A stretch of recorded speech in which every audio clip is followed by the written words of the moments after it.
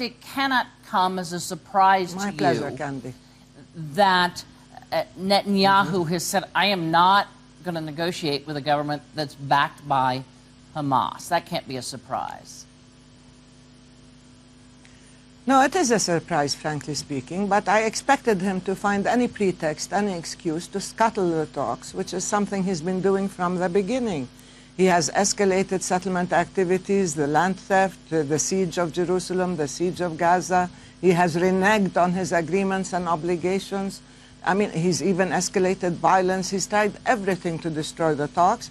And now he's clutching at the pretext that the Palestinians are trying to reach unity. And that's something he doesn't like because he wants to pick and choose his counterparts. By that same logic, I can say, I don't want to talk to the Likud, Netanyahu, or Naftali Bennett, or Lieberman. I would much rather talk with people who don't want to take all of Palestine, who are not busy launching attacks on Gaza or the West Bank, who are not killing Palestinians daily. I want to talk to Zahava Galon of Meretz. This is not how you make peace. Even when President Abbas reached out and tried to show human commiseration and sympathy, he very cynically, slapped him down. This is ridiculous. Now, if Netanyahu is serious, he can abide by international law and the requirements of peace.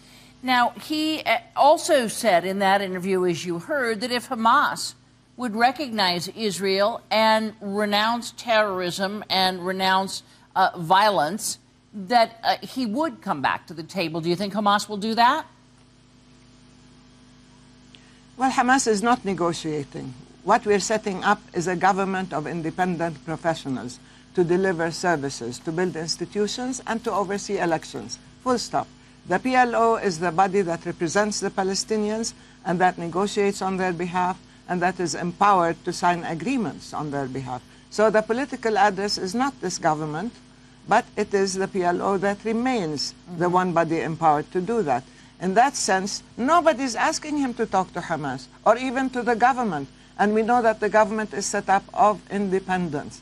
I think this is really a very specious argument. And he's trying to find ways out and demonizing the Palestinians and pulling out constantly terrorism and denial of the Holocaust and so on as the reasons why he doesn't want to talk to the Palestinians. This is really quite misleading.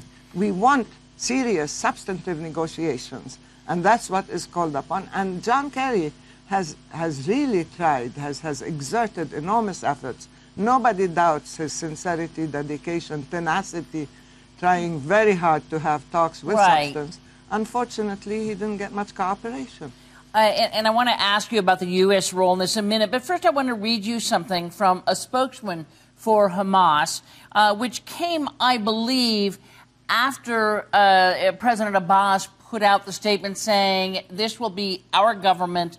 It still recognizes the progress that's been made with Israel, recognizes Israel and wants a peaceful negotiations. But this is what the Hamas spokesman said in response to that. The recognition of Israel by the president of the Palestinian Authority, Mahmoud Abbas, is not new. What is important is that Hamas will not and will never recognize Israel. With that statement, what doesn't have to. I'm sorry, go ahead. I said it doesn't have to because you don't go to individual parties and factions and ask them to recognize countries. Only countries recognize countries. The president represents Palestine. We recognized Israel in 1993 and with signed agreements between Yasser Arafat and Yitzhak Rabin, and that's it. And the PLO and the president are doing the negotiations, and they represent the country of Palestine.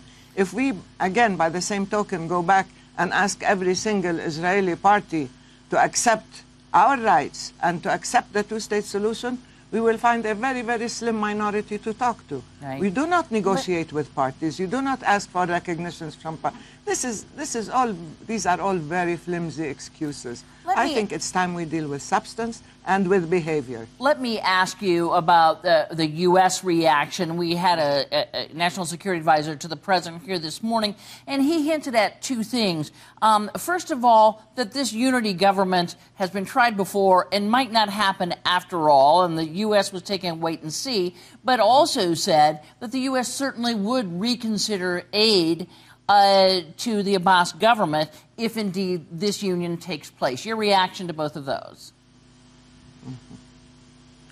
Well, it is extremely unfortunate, again. I mean, Congress, of course, is very busy trying to prove that they can be more loyal to Israel than to the U.S., unfortunately. They even gave us power over the U.S. by saying they will leave any agency that we join, any UN agency that we join, which means they gave us the power to isolate the U.S. But anyway, I think that the issue is not Hamas. Again, the Americans know that, the administration knows that. The issue is whether we have a political address capable of representing all Palestinians.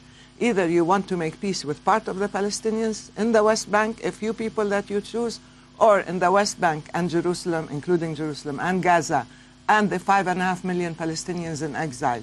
We need to make peace with everybody. Okay. But if you insist on a partial peace with part of the people that you like, then it means that you're not going to get anywhere. And this is a peace that will not stand. Hanan Ashrawi, as always, we appreciate you coming on. I hope to see you again. Thanks.